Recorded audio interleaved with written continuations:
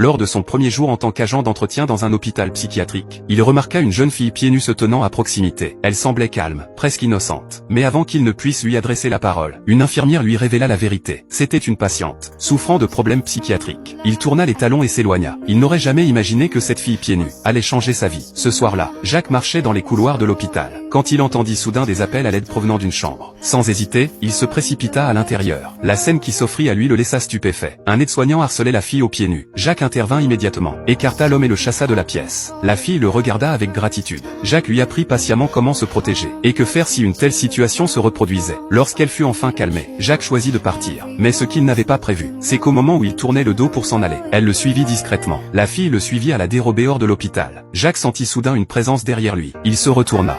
What are you doing? I'm coming with you.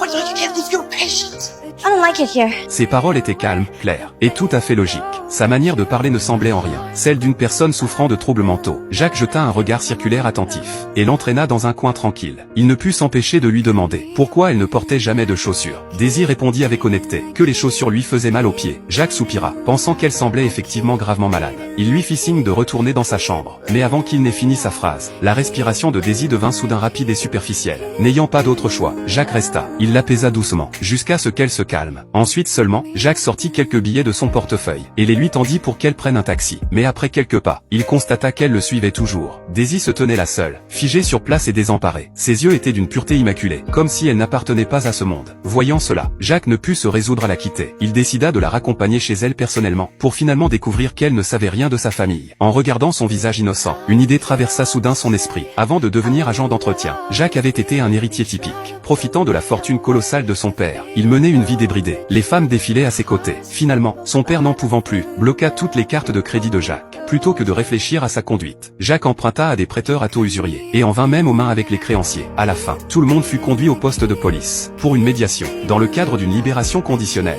Jacques fut contraint de travailler comme agent d'entretien à l'hôpital. Peu après, un appel de son père apporta un revirement. Le frère de Jacques allait se marier. Jacques vit là une opportunité. Il espérait obtenir une grosse somme de son père, pour rembourser ses dettes. Mais son père posa une condition. Jacques devait se présenter au mariage avec une petite amie. Il voulait prouver que Jacques était enfin devenu mature et responsable. Pour regagner la confiance de son père, Jacques avait un besoin urgent de quelqu'un pour jouer ce rôle. Et Daisy était apparue au bon moment. Jacques décida donc que Daisy jouerait le rôle de sa petite amie. Pour le mariage, ils partirent ensemble. Mais les choses dérapèrent rapidement. Dans l'avion, Daisy s'enferma dans les toilettes et refusa de sortir. Jacques se précipita vers la porte, pour découvrir qu'elle ne trouvait simplement pas le bouton de chasse d'eau. Sous la guidance patiente de Jacques, Daisy finit par sortir. Mais le calme ne dura pas longtemps. Bientôt, l'hôtesse de l'air réveilla Jacques. Daisy s'était assise par erreur à la mauvaise place, et avait mangé tous les repas des autres passagers. L'hôtesse demanda prudemment si Daisy avait des problèmes psychiatriques. Malgré les ennuis constants causés par Daisy, Jacques prit instinctivement sa défense. Daisy ne se fâcha pas, mais demanda avec excitation: suis-je vraiment ta petite amie? Oui, oui, oui, tu es ma petite amie, répondit Jacques avec désinvolture. Daisy en fut secrètement transportée de joie. Sa mère lui avait dit que quelqu'un comme elle ne serait jamais aimé. Ce que Jacques ignorait, c'est que cette fille innocente cachait un secret stupéfiant. Lorsqu'ils arrivèrent à la somptueuse demeure de Jacques, Daisy fut complètement éblouie par le luxe qui s'offrait à elle. Jacques la présenta à sa mère, qui remarqua immédiatement ses pieds nus. Jacques mentit rapidement, prétextant que Daisy était fatiguée du voyage et avait besoin de repos. Sa mère sembla satisfaite, car Daisy était si différente des anciennes petites amies de Jacques. Même son père parut d'abord content, surtout en entendant Jacques affirmer que Daisy était infirmière. Pour son père, cela signifiait que Jacques était enfin sur le droit chemin. Les invités arrivèrent peu à peu. Daisy observait tout avec une curiosité enfantine. Elle sirota un peu de champagne et déclara: Oh my god, that's like drinking perfume. Parlant sans filtre, disant tout ce qui lui passait par la tête. Lorsqu'on servit du foie gras, elle dit ne pas l'aimer, car ça sentait la nourriture pour chat. Les invités étaient médusés. L'atmosphère devint instantanément gênante. Quand on interrogea Jacques sur son travail, il prétendit investir dans un projet hospitalier. Mais son père demanda crûment s'il n'était là que pour l'argent. Jacques affirma qu'il était là uniquement pour le mariage de son frère. Alors que la tension montait, Daisy prit soudain la parole. He actually does have a plan, Jason, and it's a very good one. We just can't talk about it right now.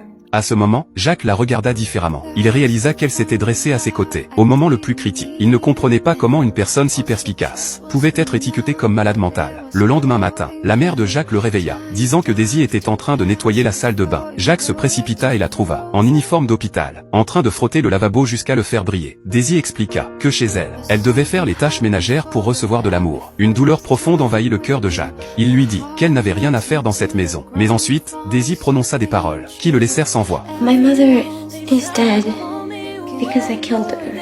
Un frisson parcourut l'échine de Jacques. Il ne parvenait pas à associer ces mots à sa nature douce. Lors du mariage, Daisy, vêtue d'une robe longue et fluide, parut élégante et rayonnante. À cet instant, elle ne ressemblait en rien à une patiente psychiatrique. Mais la seconde suivante, elle trébucha et tomba, rappelant à tous qu'elle était toujours la même Daisy. Après le mariage, le père de Jacques lui promit de l'argent, convaincu qu'il avait vraiment changé. Mais Daisy se mit alors à ramasser les pétales tombés, pour les rendre aux enfants d'honneur. Les invités échangèrent des regards perplexes. Les parents de Jacques commencèrent à comprendre que quelque chose n'allait pas. Pendant une danse, le père de Jacques pressa Daisy de questions agressives et cinglantes. Daisy fit une crise de panique et s'évanouit. Jacques se précipita, la prit dans ses bras et la porta à l'extérieur. Son père le suivit, exigeant des réponses. Finalement, Jacques avoua tout. Le travail d'agent d'entretien, la libération conditionnelle, et l'état de Daisy. Son père tourna le dos, complètement désillusionné. Plus tard, Daisy tenta de rendre un collier à la mère de Jacques, mais celle-ci lui dit de le garder. À ce moment, une violente dispute éclata entre les parents de Jacques. Devant tout le monde, Daisy finit par craquer. Elle rendit le collier, et s'enfuit en courant. Jacques lui attrapa la main, et ils quittèrent la scène du mariage sans se retourner. Il ne choisit pas de retourner à l'hôpital, mais prit la fuite.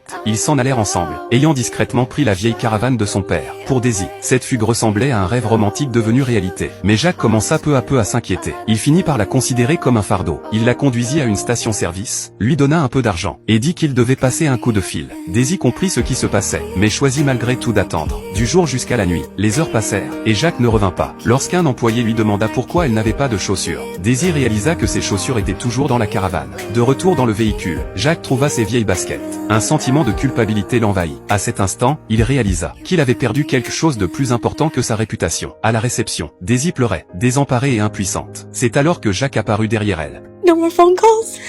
No more phone calls. À partir de ce moment, ils poursuivirent leur voyage ensemble. Ils voyageaient comme un jeune couple en lune de miel. Ils se promenaient main dans la main au coucher du soleil. Ils faisaient les courses ensemble au supermarché. Peu importe les ennuis que Daisy causait, Jacques ne lui en tint plus jamais rigueur. Un soir, Daisy finit par s'ouvrir, et lui raconta son passé. Elle lui dit que sa mère ne lui avait jamais permis d'aller à l'école, ni même de quitter la maison. Son seul lien avec le monde extérieur était la télévision. Puis elle révéla un secret assez grand pour changer la vie de Jacques. Voulez-vous savoir ce qui arrive ensuite? Suivez-moi. Je mettrai rapidement en ligne la suite de l'histoire.